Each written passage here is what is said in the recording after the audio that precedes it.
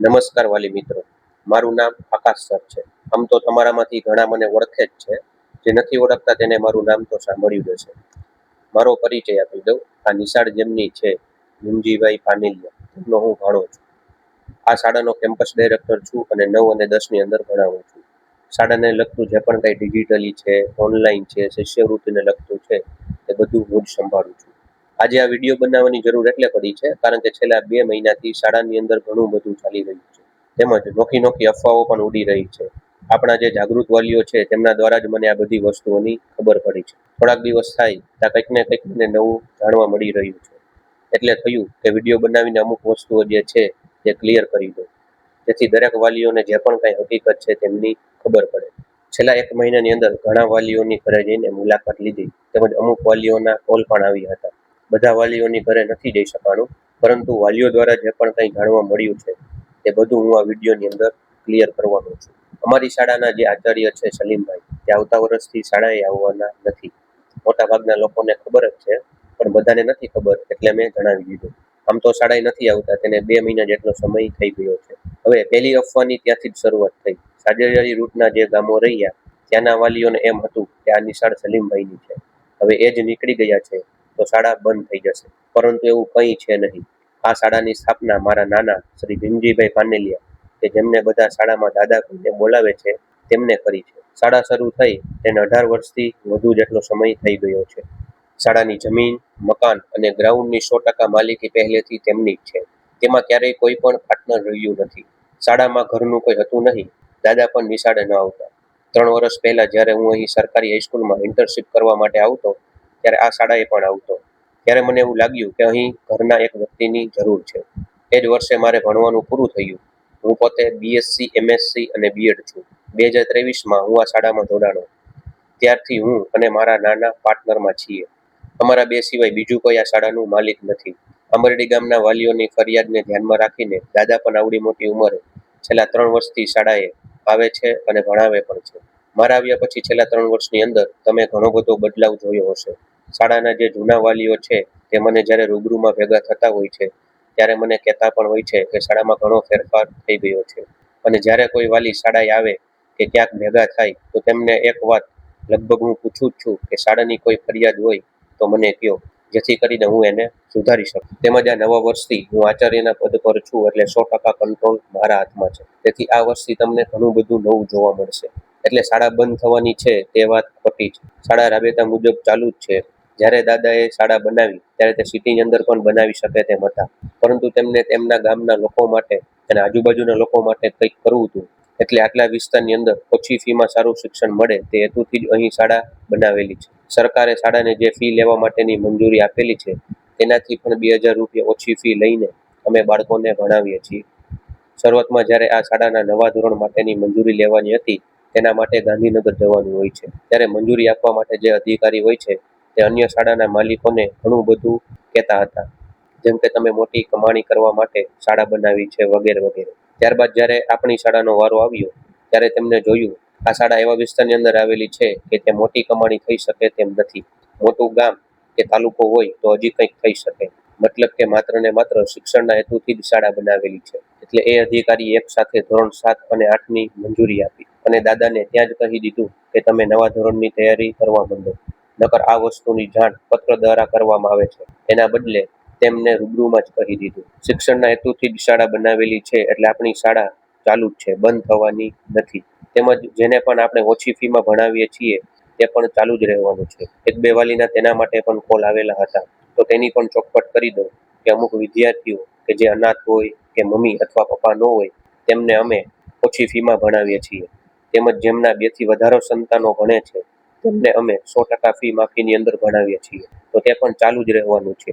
આચાર્ય બદલે છે તો તે કંઈ બંધ થઈ જવાનું નથી, કારણ કે જે પણ વિદ્યાર્થીઓ ઓછી ફીમાં કે 100% ફી માફીમાં ભણે છે એ તમામ ફી માફી દાદા જ કરે છે. એટલે કે ફી માફીને લીધે જેટલા પણ રૂપિયા ઓછા આવે તે અમે જ ભોગવીએ છીએ. તેમાં બીજા કોઈને કંઈ લેવા દેવા નથી. ઓછી ફી હોવા છતાં સમયસર ફી નથી આવતી, નકર અમે 11-12 કરવાનું પણ વિચારી રહ્યા છીએ, કારણ કે ઘણા બધા વાલીઓની ડિમાન્ડ છે. એટલે આપણી શાળા રાબેતા મુજબ ચાલુ જ છે, તે બંધ થવાની નથી. બીજું મને વાલી દ્વારા એ જાણવા મળ્યું કે ઉમરાળી વાળો રૂટ બંધ થઈ જવાનો છે. ઉમરાડી રૂટ એટલે ઉમરાડી, રંગપર, સાજડિયારી અને મેસપર ગામના વિદ્યાર્થીઓનો રૂટ. તેમજ જ્યારે મેં રૂબરૂ મુલાકાત લીધી ત્યારે મને વાહનને લઈને પણ ફરિયાદો જોવા મળી. એકવાર બાળકો દૂરથી ચાલીને ઘરે આવ્યા હતા. તો આ ગામના વાલીઓને જણાવી દઉં કે તમારો રૂટ ચાલુ જ છે, બંધ થવાનો નથી. આ વર્ષે તે રૂટની અંદર જે પણ કંઈ થયું તેના માટે શાળા તમારી માફી માંગે છે. તમારી જે સમસ્યા હતી તેની અંદર શાળા પણ કંઈ કરી શકે તેમ નહોતી, કારણ કે વાહન વ્યવહાર જે છે તે શાળાથી તદ્દન સ્વતંત્ર છે. અમે કોઈ પણ રૂટની અંદર ભાડામાંથી એક રૂપિયો લેતા નથી. ઉલટાની જરૂર પડે તો દાદા પોતાના ઘરમાંથી રૂપિયા આપે છે. એટલે જેને વાહન વ્યવહાર સંભાળ્યો હોય તેની જ જવાબદારીમાં આવે છે કે જો વાહન ખોટવાય તો બીજા વાહનની વ્યવસ્થા કરવી. તેમ છતાં દિવાળીએ જ્યારે ઉમરાડી રૂટમાં બસ ખોટવાની ત્યારે શાળાએ ભાડે વાહનો કરીને રૂટ ચાલુ રાખ્યો હતો. અને આંબરડી ગામના સામે કાંઠાના વિદ્યાર્થીઓ માટે તો એક અઠવાડિયા સુધી મેં પોતે જ વાહન ચલાવ્યું હતું. એટલે વાહનને લઈને તમારી જે ફરિયાદ છે તે વ્યાજબી છે, પરંતુ તેમાં અમે કંઈ કરી શકી તેમ ન હતા. દિવાળી પર સમય પણ એવો હતો કે શાળા તરફથી અમે અન્ય વાહનની વ્યવસ્થા કરી શકી તેમ ન હતા, કારણ કે દિવાળી પછી દાદાનું પોતાનું સંતાન એટલે કે મારા સગા મામાનું કેન્સરના લીધે મૃત્યુ થયું હતું. છેલ્લા 2 વર્ષથી દાદાને ઘરમાં દવાખાનાનો મોટો બધો ખર્ચો હતો. સમયસર ફી આવતી ન હોવાથી આ વર્ષે દિવાળી પછી 2 મહિના સુધી એવો પણ સમય હતો કે શાળામાંથી શિક્ષકોનો પગાર પણ થઈ શકે તેમ ન હતો, કારણ કે શાળામાં જે પણ રૂપિયા વધે છે તેમાંથી 1 રૂપિયો પણ અમે ઘરમાં લેતા નથી. તે તમામ રૂપિયા અમે ડેવલપમેન્ટમાં અને વિદ્યાર્થીઓની પાછળ જ ખર્ચીએ છીએ. અને તેથી જ આ વર્ષે ભોજનાલયમાં 10 જેટલી સંખ્યા હોવા છતાં અમે ભોજનાલય બંધ ન કર્યું. ઉલટાનું સંખ્યા વધશે એવા હેતુથી ભોજનાલયની ફી દિવાળી પછી ઘટાડીને 1200 રૂપિયામાંથી 1000 રૂપિયા કરી. આ બધું મારે તમને કહેવાની જરૂર પણ નથી, પરંતુ વાલીઓને ઘણી બધી હકીકતોની ખબર નથી, એટલે મારે આજે વિડીયોમાં આ બધું કહેવું પડ્યું. આ ચાલુ સત્ર પૂરું થતાં તે રૂટનો કોન્ટ્રાક્ટ પૂરો થઈ જશે, એટલે જૂન મહિનાથી નવા સત્રમાં આ રૂટમાં પહેલાની જેમ જ રાબેતા મુજબ પ્રોપર બસ લેવા અને મૂકવા માટે આવશે. તેમજ વાહન વ્યવહારને લઈને મેં નવા નિયમો પણ બનાવ્યા છે જે નવા સત્રથી લાગુ થશે, જેથી રૂટમાં ફરી પાછી આવી ફરિયાદો ન આવે. તેમજ રૂટમાં જે પણ બસ આવશે તેમાં સીસીટીવી અને જીપીએસ સિસ્ટમ પણ લાગેલી હશે, જેથી કરીને બસની અંદર વિદ્યાર્થીઓ પણ શિસ્તમાં રહે. એટલે રૂટ રાબેતા મુજબ ચાલુ જ છે અને સમયસર બસ લેવા અને મૂકવા માટે પણ આવશે. તેમજ ઉમરાડી ગામના અમુક વાલીઓને શાળાના સમયને લઈને પણ થોડો પ્રોબ્લેમ છે, તો આપણે તેમાં પણ ફેરફાર કરવાના છીએ. બીજું, તે રૂટમાં અમુકને ફી અને ભાડાને લઈને પણ પ્રશ્ન હતો કે અમે આટલા રૂપિયા મોકલાવ્યા છતાં ફી બાકી છે તેવો મેસેજ આવે છે. તો તે રૂટના ગામના વાલીઓને જણાવી દઉં કે ઉમરાડી, રંગપર અને સાજડિયાનું આખા વર્ષનું ભાડું 10,000 રૂપિયા છે અને મેસપરનું ભાડું આખા વર્ષનું 8,000 રૂપિયા છે.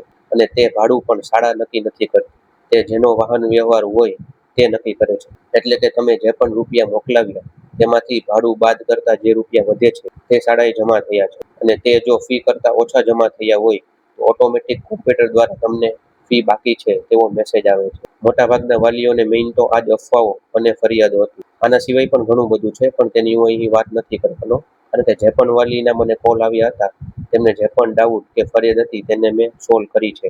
તેમજ હજી પણ કોઈને ડાઉટ કે ફરિયાદ હોય તો ગમે ત્યારે શાળાના નંબર પર કોલ કરી શકે છે. એટલે આપણી શાળા ચાલુ જ છે અને ઉમરાડી રૂટ પણ ચાલુ છે. નવા સત્રથી તેમાં સીસીટીવી અને જીપીએસની સાથે પ્રોપર બસ લેવા અને મૂકવા માટે આવશે. બીજું એ કે સલીમભાઈ નીકળી ગયા છે તો શું થશે? તો દર વર્ષે અમુક શિક્ષકો નીકળતા હોય છે અને તેમની જગ્યાએ નવા શિક્ષકો આવતા હોય છે. તેથી સલીમભાઈની જગ્યાએ નવા શિક્ષક આવી ગયા છે. વાત રહી આચાર્યની, તો એમ કહી શકાય કે અડધો આચાર્ય તો હું જ છું, કારણ કે શાળાને લગતું જે પણ ઓનલાઈન કામગીરી હોય તે હું જ કરું છું. આ વર્ષથી હું આચાર્ય બનવાનો છું, એટલે હવે સાઈન પણ મારી થશે. અને આમ પણ આચાર્ય એ એક પદ છે. આચાર્ય શાળામાંથી નીકળે તો શાળા બંધ ન થઈ જાય, તેમની જગ્યાએ કોઈ નવું આચાર્ય બને.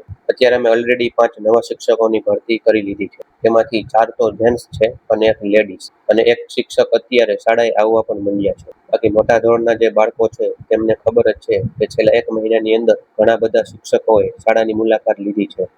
તેમજ અમારી શાળાના 2 જૂના શિક્ષકો ભરતભાઈ અને સમીરભાઈ ગોસાઈ આ વર્ષથી ફરી પાછા શાળામાં આવી રહ્યા છે.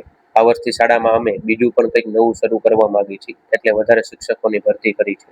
તેમજ બધા વાલીઓને વિનંતી છે કે જ્યાં સુધી દાદા કે મારા દ્વારા વિદ્યાર્થીઓને શાળાએ કંઈ જાણ કરવામાં ન આવે, અથવા તો વોટ્સઅપમાં મારા કે શાળાના નંબરમાંથી ગ્રુપમાં કોઈ મેસેજ ન આવે, ત્યાં સુધી કોઈ વસ્તુને સાચી માનવી નહીં, જેથી તમે અફવાઓથી દૂર રહી શકો. અને કંઈ પણ ડાઉટ હોય તો સીધો શાળાના નંબરમાં ગમે ત્યારે ફોન કરવો, સાંજે પણ ફોન કરી શકો.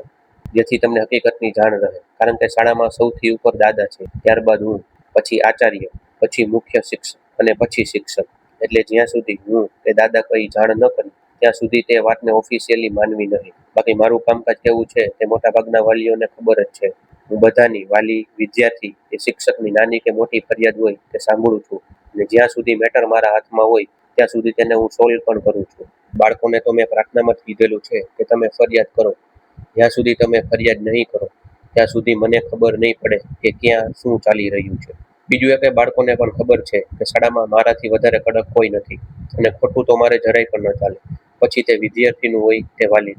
અને કડક હોવાથી જ બાળકો થોડા શિસ્તમાં રહે છે. ક્યારેક અમુક વસ્તુની હું ના પાડતો હોય તો અમુક બાળકોને તે ન પણ ગમતું હોય, પણ એમને એ ન ખબર હોય કે વાલી દ્વારા મને શું શું ફરિયાદો આવતી હોય.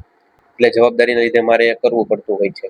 બાકી કડક હોવા છતાં બાળકોને સૌથી વધારે મારી અને પારસ સાહેબની સાથે મજા આવે છે. હજી થોડોક શિસ્તનો જે અભાવ જોવા મળે છે તે આ વર્ષથી પૂરો થઈ જશે.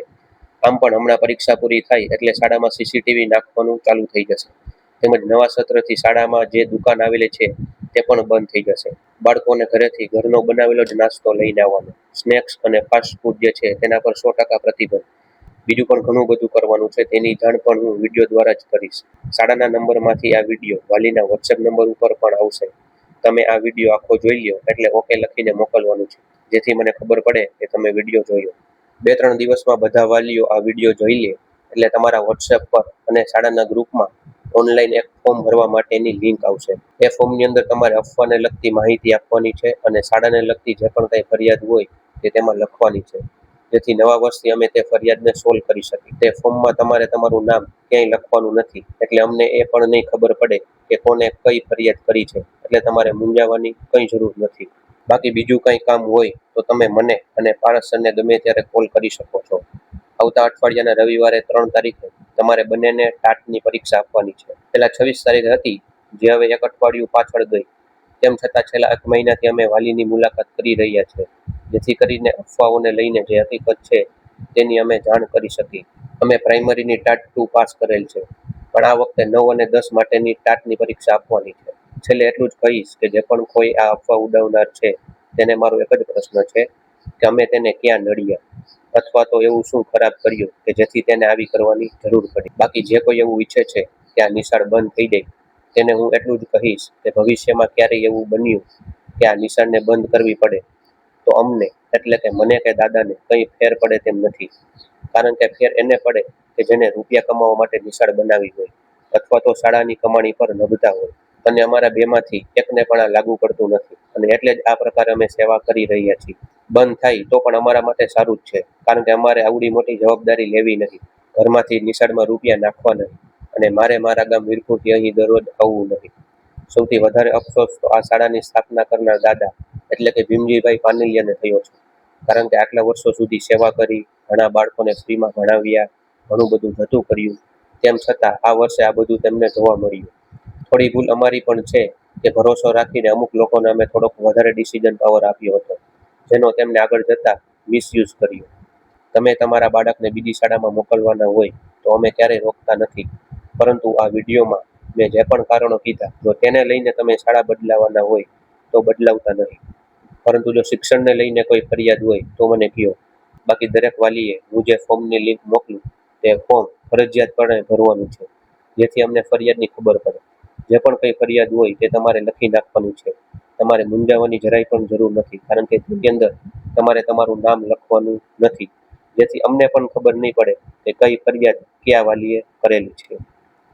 Thank you.